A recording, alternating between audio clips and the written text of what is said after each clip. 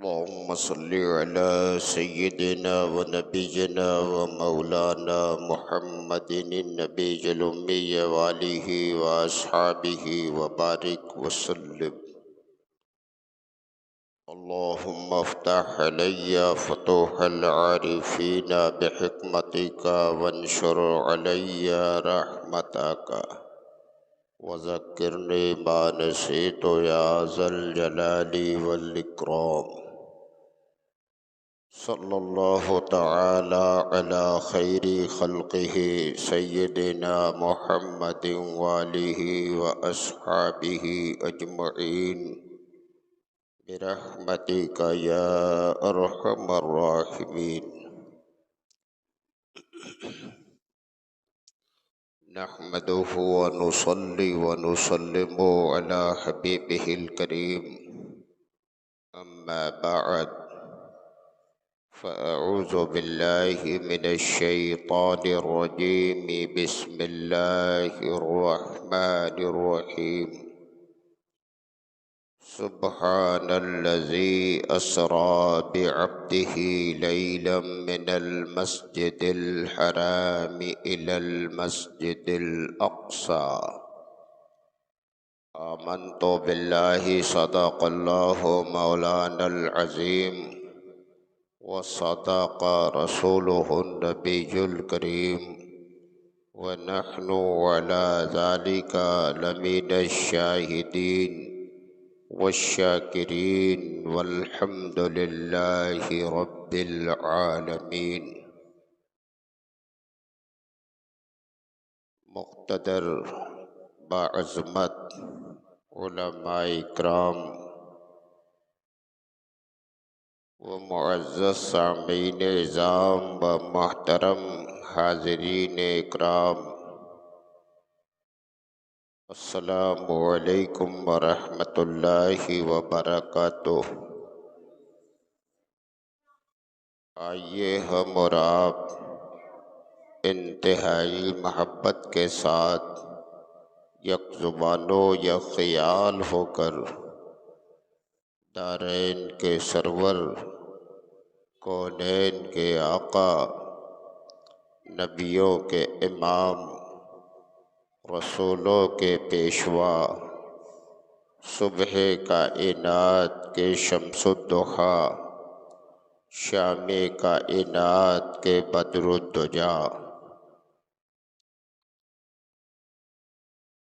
کاشف الکروب، ماحی الحوب، شفیع الذنوب، دانائے جمیع خفایا و غیوب، حضور اکرم تاجدار عرب و عجم، مالک رقاب امم، نبی محترم، رسول مکرم، نور مجسم، سرور کائنات، فخر موجودات، صاحب کمالات، مخزن معجزات، جامع الصفات، سرکار احمد مجتبی محمد مصطفیٰ علیہ تحیۃ و ثنا کی بارگاہ بے کس پناہ میں جھوم کر بآواز بلند درود و سلام کا نذرانہ پیش کریں اور سب مل کر پڑھیں. اللہم صلی علی سیدنا و نبینا و مولانا محمد النبی الامی وآلہ و اصحابہ و بارک وسلم. حضرات گرامی، معراج مصطفیٰ کی وہ نورانی شب ہم سے اور آپ سے رخصت ہوئی. لائق صد مبارکباد ہیں الجامعۃ الحمیدیہ کے اساتذہ اکرام و طلباء عظام و اراکان جامعہ کہ جنہوں نے اپنی محنت و کاوش اور اپنے ذوق و شوق کے ساتھ معراج النبی کا استقبال قرآن کریم کی تلاوت سے کیا۔ عرف عام میں شبینہ کہا جاتا ہے، حالانکہ وہ شبینہ بھی نہیں ہے، روزینہ کہہ دیا جائے تو زیادہ بہتر ہوگا، اس لیے کہ عموماً صبح کے وقت سے ہی یہ سلسلہ تلاوت شروع ہوتا ہے اور رات کے ابتدائی حصے میں ختم قرآن ہو جاتا ہے، لیکن کوئی روزینہ نہیں کہتا، ہر کوئی اسے شبینہ ہی کہتا ہے۔ بہرحال وہ روزینہ ہو کہ شبینہ ہو، ہر سال اس موقع پر الجامعۃ الحمیدیہ کے طلباء بالخصوص حفاظ اکرام یہ کام کرتے ہیں کہ صبح سے لے کر شام تک قرآن کریم پڑھتے ہیں۔ حفاظ اکرام جو شعبہ حفظ کے طلباء ہیں وہ اپنے اپنے طور پر ایک پارہ دو پارہ کر کے یکے بعد دیگرے صبح سے ہی یہ شروع کرتے ہیں اور ختم قرآن کریم شب تک ان کا ہو جاتا ہے۔ وہ پروگرام بدستور امسال بھی بروز بدھ کو منایا گیا اور شب میں ختم قرآن کریم ہوا، اس کے بعد صلاۃ و سلام ہوا، فاتحہ خوانی ہوئی، دعا خوانی ہوئی، نعت و منقبت کے پاکیزہ اشعار پیش ہوئے، گویا کہ وہ رات شب معراج کی دھوم دھام سے منایا گیا اور روزہ بھی رکھا گیا۔ بدھ کو روزہ اور جمعرات کل کو یہ دو روزے نفلی رکھے گئے۔ اس روزے کی بھی بڑی فضیلت ہے، ہزاری روزہ مشہور ہے عوام میں، یعنی جو اس تاریخ میں یہ روزہ رکھتا ہے اللہ تعالیٰ اسے 1000 روزے کا ثواب عطا فرماتا ہے۔ تو روزہ رکھنے والے بھی خوش نصیب ہیں، اللہ ہم میں سے جس نے بھی روزہ رکھا اپنے حبیب کے صدقے قبول فرمائے۔ نفلی روزہ رکھتے ہیں لوگ، لیکن انہیں اس بات کا خیال ہونا چاہیے کہ ماہ رمضان کا روزہ جو فرض ہے اس روزے میں کچھ باقی نہ رہا ہو۔ اکثر غفلت سے لوگ کام لے لیتے ہیں، رمضان شریف میں پورا مہینہ روزہ کوئی نہیں رکھتا، یا کسی عذر سے، کسی پریشانی سے، بیماری سے یا سفر کی وجہ سے کچھ روزے اگر چھوٹ گئے تو ان روزوں کو ادا کرنا اس پر لازم اور فرض ہے۔ پورا سال گزر جاتا ہے، نفلی روزے تو رکھ لیتے ہیں لیکن اپنے اس روزے کا خیال نہیں ہوتا۔ عموماً عورتیں بھی اس معاملے میں غفلتوں کا شکار ہیں کہ نفلی روزے دیگر اور روزے تو انہیں بہت پیارے ہوتے ہیں، عورتیں بکثرت روزہ رہتی ہیں، لیکن ماہ رمضان میں عذر شرعی کی وجہ سے ان کے روزے کچھ چھوٹ جاتے ہیں اور سال گزر جاتا ہے لیکن انہیں اس کی ادائیگی کا خیال نہیں آتا۔ نفلی روزوں کے درپے ہوتی ہیں لیکن انہیں اس بات کا خیال ہونا چاہیے اور آپ سب کو اپنے گھر کی خواتین کو متنبہ کرنا چاہیے کہ نفلی روزہ نہ رہے کوئی پوچھ نہیں ہوگی، لیکن فرض روزہ اگر ذمہ باقی ہے تو اس کا سوال ہوگا اور اس کا جواب دینا پڑے گا۔ جس کے ذمے فرض روزے باقی رہتے ہیں ان کے نفلی روزوں کی بھی حقیقت نہیں ہوتی۔ روزے ابھی یہ نفلی روزے رکھے گئے، ابھی شب براءت آنے والی ہے، شب براءت میں بھی 2 روزے کی بڑی فضیلت ہے، یا 3 روزے 13، 14 اور 15، جو ہر مہینے میں یہ ایام 20 کے روزے مشہور و معروف ہیں۔ تو ان روزوں کوئی ادائیگی بھی رکھیے، ادائیگی بھی کیجیے، نفلی روزے بھی خوب رکھیے، لیکن فرض روزہ جو آپ کے ذمے اگر باقی ہے تو اس کی تکمیل کر لینا سب پر لازم اور ضروری ہے۔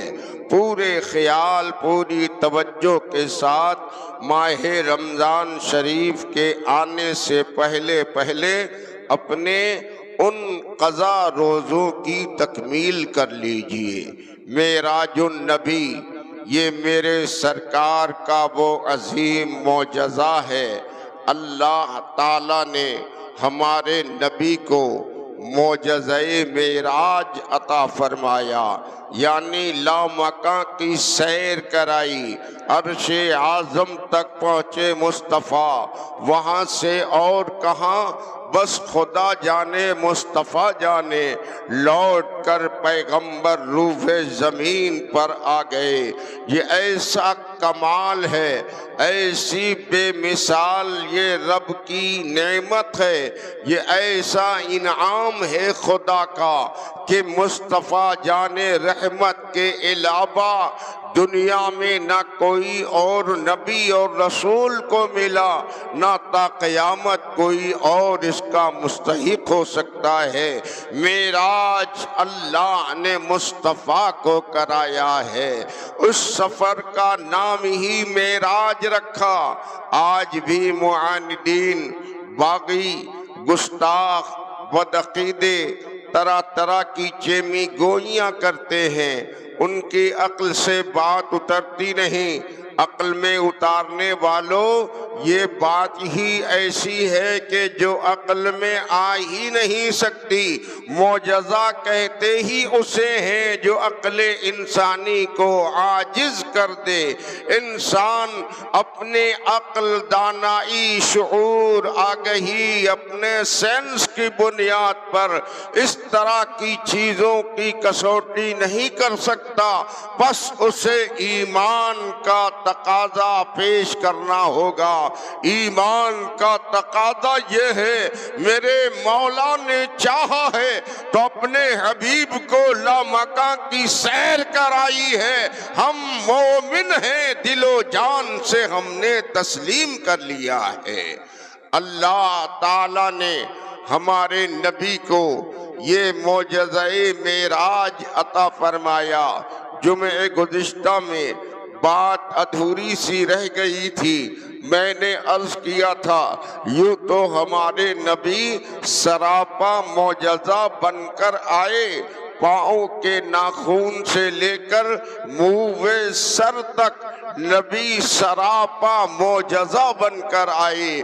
نبی کا ہاتھ معجزہ، نبی کی زبان معجزہ، نبی کے دندان معجزہ، نبی کا رخسار معجزہ، نبی کی آنکھیں معجزہ، نبی کا مجسمہ معجزہ، نبی کے پاؤں معجزہ، نبی کے گیسو معجزہ، نبی کی ریش مبارک معجزہ۔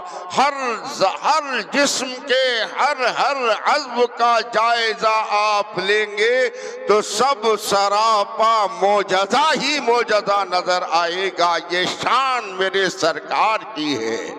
اللہ تعالیٰ نے ہمارے نبی کو 2 معجزے ایسے عطا فرمائے، ایک تو یہ معجزہ معراج اور دوسرا معجزہ قرآن۔ قرآن کے بارے میں باتیں چل رہی تھیں، وقت نہ ہونے کی بنیاد پر مضمون تشنہ رہ گیا۔ اللہ تعالیٰ نے ہمارے نبی کو اپنا پاکیزہ کلام بھی عطا فرمایا۔ یوں تو میرے مولا نے دیگر انبیاء و مرسلین کو بھی صحیفے عطا فرمائے، پاکیزہ کلام عطا فرمایا، توریت، انجیل، زبور وغیرہ سے اپنے نبیوں کو اللہ نے مالا مال فرمایا۔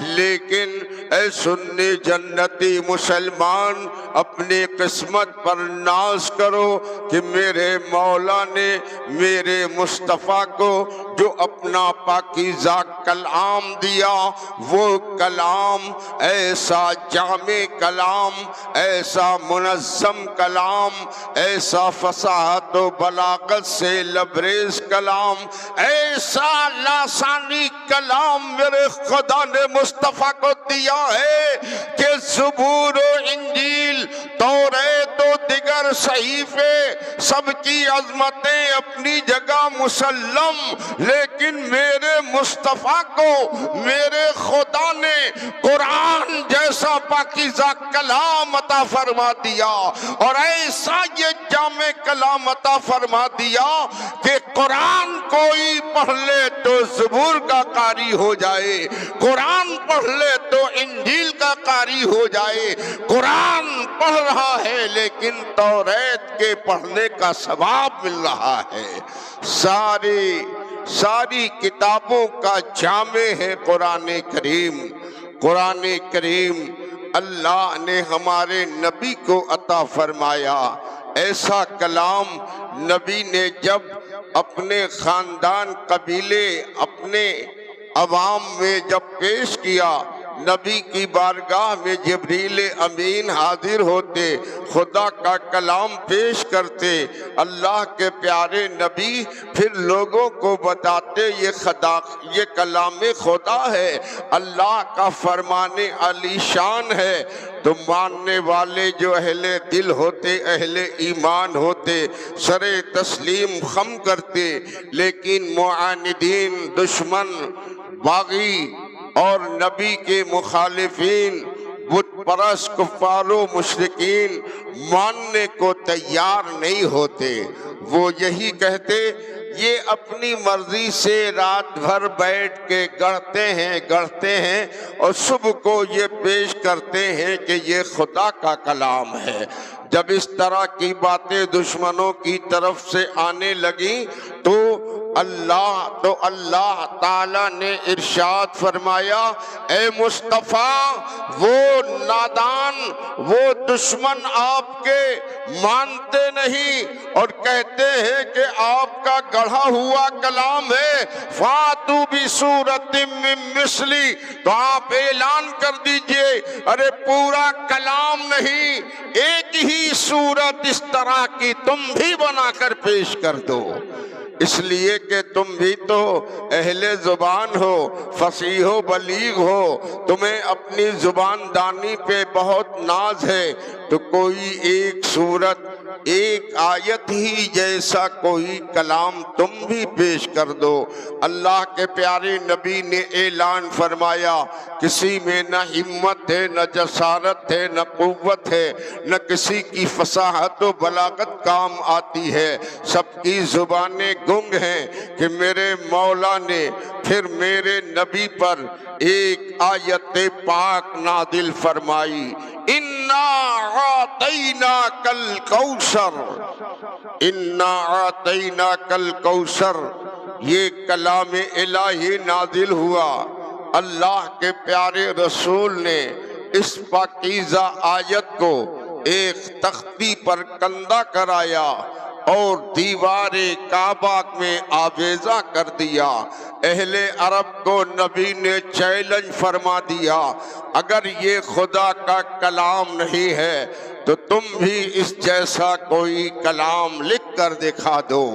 جب دیوار کعبہ پہ یہ تختی آویزہ کی گئی، کیا لکھا ہے؟ اِنَّا أَعْطَيْنَاكَ الْكَوْثَرَ، یہ خدا کا کلام ہے۔ مصطفیٰ جان رحمت نے چیلنج کر دیا ہے عرب والوں کے درمیان۔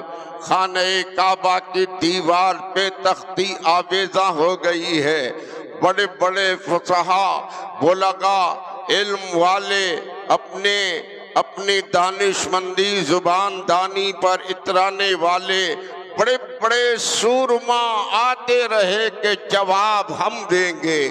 جب کوئی آتا اور یہ پاکیزہ آیت دیکھتا اِنَّا أَعْطَيْنَاكَ الْكَوْثَرَ، بس ان سے کوئی جواب نہیں بن پڑتا، زبان خاموش ہو جاتی، گونگے ہو جاتے۔ نبی کی طرف سے یہ ایک چیلنج ہے، پورے عرب کی دنیا میں لوگوں کو اپنی عزت اپنے وقار کی پڑی ہے، سب کی ویلو اور زبان دانی خاک میں ملنے والی ہے، جواب تو دینا ہی چاہیے۔ بڑے بڑے سورما آئے، جواب نہیں بن پڑا، آگے بڑھتے گئے، اخیر میں انہوں نے اپنے ایک بڑے استاذ، بڑے کہنا مشق استاذ، بہت بڑے قابل کو، جس پر پورا عرب ناز کرتا تھا، اس کے علم پر، زبان دانی پر، فصاحت و بلاغت پر، اس کی دانشمندی پر، تجربہ و شعور پر، اس کی آگہی پر، اس کی حکمتوں پر پورے عرب کو ناز تھا۔ سب کے سب پہنچے اپنے استاذ کے پاس اور استاذ کی خدمت میں جا کر منت سماجت کرنے لگے۔ چلیے محمد ابن عبداللہ کی جانب سے ایک جملہ خانہ کعبہ کی دیوار پہ آویزاں ہے، جواب مانگا ہے محمد ابن عبداللہ نے۔ اگر ہماری طرف سے جواب نہیں ملا تو ہماری زبانیں گنگ ہو جائیں گی، ہماری فصاحت خاک میں مل جائے گی، ہماری بلاغت کا نام و نشان مٹ جائے گا، ذلت و رسوائی کے علاوہ کچھ ہاتھ نہیں آئے گا۔ ایک مجمع لگ گیا، ایک بھیڑ لگ گئی، استاذ کے پاس سب پہنچے، خوب منت سماجت کیا۔ استاذ کو بھی اپنے علم و شعور پہ بڑا ناز تھا، بڑا گھمنڈ تھا۔ وہ اٹھا، چل کر جواب دے دوں گا، کون بہت بڑی بات ہے، بڑے بڑے مورچے میں سر کرتا ہوں، یہ ایک جواب ہی تو دینا ہے۔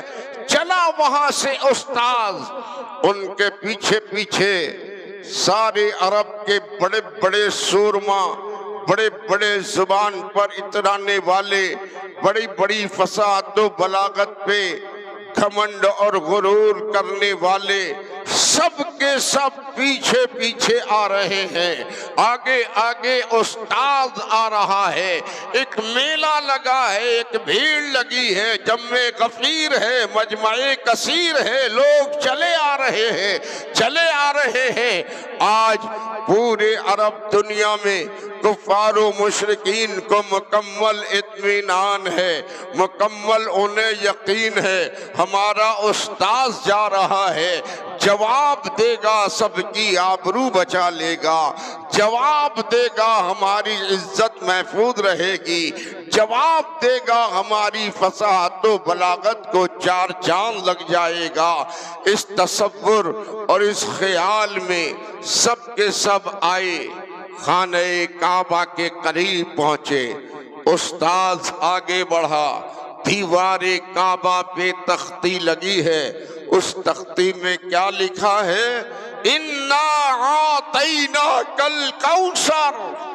بس وہ بھی آیا استاذ، آنے کے بعد اس نے لکھے ہوئے کلمات کو دیکھنے کے بعد معانی و مطالب پر غور کیا، حکمت کو دیکھا، فصاحت و بلاغت کو دیکھا، سیاق و سباق کو دیکھا، ابتدا کو دیکھا، انتہا کو دیکھا، ہر زاویے سے دیکھا، ہر اینگل سے پرکھا، ہر فن کے ضابطے سے جائزہ لیا، خوب دیکھا، جی بھر کے دیکھا، دیکھتا رہا۔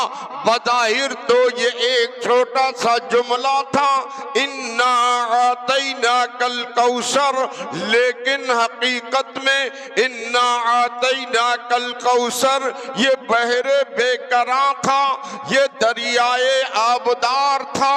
اس کا جواب دنیا میں کوئی انسان دے ہی نہیں سکتا تھا۔ استاذ دیکھتا رہا، بغور مطالعہ کرتا رہا، معانی و مطالب کو، ضابطے قوانین کو، فصاحت و بلاغت کو، حکمت و مصلحت کو ہر زاویے سے پرکھنے کے بعد استاذ نے اس کے نیچے لکھ دیا، اوپر لکھا تھا انا اعطیناک الکوثر، نیچے اس نے لکھا ما ھذا بکلام البشر، یہ کسی بشر کا کلام نہیں ہے کہ جواب دیا جائے، یہ تو خلاق عالم کا کلام ہے۔ یہ جواب دے کر سب کی زبانیں گنگ ہو گئیں۔ بریلی کے تاجدار امام احمد رضا مجدد اعظم سرکار اعلی حضرت دریائے رحمت فیض بخش بصیرت و بصارت امام احمد رضا نے بریلی کی دھرتی سے پکار کر کہہ دیا، تیرے آگے یوں ہے دبے لچے فصحاء عرب کے بڑے بڑے، کوئی جانے منہ میں زبان نہیں بلکہ جسم میں جان نہیں۔ میں نثار تیرے کلام پر ملی، یوں تو کس کو زبان نہیں۔ وہ سخن ہے جس میں سخن نہ ہو، وہ بیان ہے جس کا بیان نہیں۔ وہ کمال حسن حضور ہے کہ گمان نقص جہاں نہیں۔ یہی پھول خار سے دور ہے، یہی شمع ہے کہ دھواں نہیں۔ اللہ تعالیٰ نے جواب وہ دیتے بھی کیسے، یہ اللہ کی حکمت و مصلحت ہے۔ اللہ نے اس آیت پاک میں کوئی اہل عرب کو دعوت نہیں دی ہے، اہل عرب کے واسطے تعلیم نہیں فرمائی کہ کوئی انکار کر دے، کوئی اقرار کر لے، کوئی جواب دے دے۔ رب نے فرمایا انا اعطیناک الکوثر، اے مصطفیٰ ہم نے تمہیں خیر کثیر عطا کر دیا ہے، تمہیں کوثر دے دیا ہے۔ دینے والا خدا ہے، پانے والے مصطفیٰ ہیں۔ اب کس کے پاس ایسی کوئی قوت ہے کہ کوئی اس سے بڑھ کے کوئی سرمایہ مصطفیٰ کو دے سکے؟ یہ بندوں کی تاب و تواں نہیں، یہ خالق کائنات کا اختیار ہے۔ اس نے مصطفیٰ کو کوثر دے دیا ہے اور میرے مصطفیٰ نے کوثر پا لیا ہے۔ اب جواب کوئی دینا بھی چاہتا تو دیتا کیسے؟ سب کی زبانیں گنگ ہو گئیں اور میرے مصطفیٰ کو اللہ تعالیٰ نے صاحب کوثر بنایا، صاحب قرآن بنایا، پاکیزہ کلام دیا، ایسا منظم مقدس کلام اللہ نے مصطفیٰ کو عطا فرمایا کہ زمانہ گزر گیا، آج تک دنیا میں بڑے بڑے سائنسداں، علم کے سرمایہ دار، ایک سے ایک دانائی رکھنے والے دنیا میں پیدا ہوتے رہے، لیکن ہمارے قرآن کا جواب آج تک کسی کے پاس نہ بن سکا۔ وہ ایسا پاکیزہ کلام اللہ نے ہمارے نبی کو دیا ہے جس کو قرآن کہتے ہیں۔ یہ بھی ہمارے قسمت کی ارجمندی ہے، یہ بھی ہماری تقدیر کی بلندی ہے کہ اللہ نے ہمیں ایسا ایک جامع پاکیزہ کلام دیا ہے مصطفیٰ جان رحمت کے صدقے، جسے قرآن کہتے ہیں۔ یہ قرآن ہمارے لیے سرمایہ آخرت بھی ہے، سرمایہ دنیا بھی ہے۔ جتنی تعظیم کریں، توقیر کریں، تلاوت کریں، بار بار پڑھیں، ثواب بھی ملتا رہے گا، مشکلیں آسان بھی ہوتی رہیں گی، اللہ کی بارگاہ سے اجر بھی ملتا رہے گا، اور آپ پڑھتے رہیں گے، برکتوں کے خزانوں کا نزول ہوتا رہے گا۔ جو دکھ درد میں، مصیبت میں، پریشانی میں، ہر حالت میں قرآن پڑھتا ہے، پڑھتا رہے گا، اس کے سارے دکھ درد مصیبت پریشانی کافور ہوتی جاتی ہے۔ یہ قرآن بھی میرے نبی کا ایک معجزہ ہے، کوئی جواب نہیں ہے۔ جیسے اللہ نے ہمارے نبی کو یہ معجزہ قرآن عطا فرمایا، ویسے ہی ہمارے خدا نے ہمارے نبی کو معجزہ معراج عطا فرمایا۔ لامکاں کی سیر کرائی خدا نے، میرے نبی مکہ المکرمہ سے چلے، بیت الحرام سے چلے، مسجد اقصی تک گئے، نبیوں کی امامت فرمائی، رسولوں کی ملاقات کی، وہاں سے آسمانی سفر شروع ہوا، آسمان کی بلندیوں سے گزرے، ایک آسمان نہیں 7 طبق ہیں آسمان کے، ساتوں طبقات سماوات سے گزرتے ہوئے میرے پیغمبر نے ہر رب قدیر کی بنائی اور اس کی قدرتوں کے ذریعے پیدا کردہ تمام چیزوں کا معائنہ کیا۔ جنت میں گئے نبی، جنت دیکھی، باغات دیکھے، رنگ و روغن دیکھا، تمام چیزوں کو اپنی نگاہوں میں بسایا، اور جنت میں نہر جنت دیکھا، حوض کوثر دیکھا، سارے معاملات کو دیکھے۔ جہنم کا معائنہ کیا میرے مصطفیٰ نے، جہنم دیکھا، جہنم میں عذاب پانے والوں کا سلسلہ دیکھا۔ یہ بھی ایک لمبی داستان ہے۔ میرے پیغمبر نے جہنم میں جن لوگوں کو سزا پاتے دیکھا، آ کر بیان کیا، لوگوں کے درمیان، صحابہ کے درمیان پیغمبر نے بتایا، اے لوگوں، میں نے جہنم میں ایسے ایسے لوگوں کو عذاب پاتے، سزا پاتے دیکھا ہے کہ نبی نے ایک ایک کر کے الگ الگ بتایا۔ سر اکڑا کر چلنے والوں کا عذاب، غیبت کرنے والوں کا عذاب، شراب خوروں کا عذاب، زنا کاروں کا عذاب، نمازوں سے غفلت کرنے والوں کا عذاب، اتنا عذاب نبی نے شمار کرایا ہے۔ وقت اجازت نہیں دے رہا، پھر موقع رہا تو باتیں ہوں گی۔ اللہ نے اس عظیم معجزے کا نام ہی معراج رکھوا دیا۔ معراج کا میم یہ محمد الرسول اللہ کا میم ہے، یعنی کوئی پوچھے یہ سفر کس کو ہوا تو بے بانگے دہل کہہ دینا، دنیا میں کسی اور کو نہیں، اس ذات کو ہوا ہے جس کا نام محمد الرسول اللہ ہے۔ یہ سفر کہاں تک کا ہوا؟ معراج کا عین بتائے گا کہ عرش اعظم تک ہوا۔ معراج کا رے بتائے گا، دن کے حصے میں نہیں، رات کے مختصر سے حصے میں یہ سفر ہوا۔ معراج کا الف بتائے گا کہاں تک ہوا، اللہ کی بارگاہ تک یہ سفر ہوا ہے۔ اور معراج کا جیم بتائے گا اس سفر میں شریک کون تھا، جیم بتائے گا کہ جبریل امین ساتھ میں رہے مصطفیٰ کے۔ اس طرح سے لفظ معراج میں پورے سفر کو سمو دیا گیا ہے۔ وقت اجازت نہیں دے رہا، انشاءاللہ پھر باتیں آئندہ ہوں گی۔ وآخر دعوانا ان الحمدللہ رب العالمین۔ السلام علیکم۔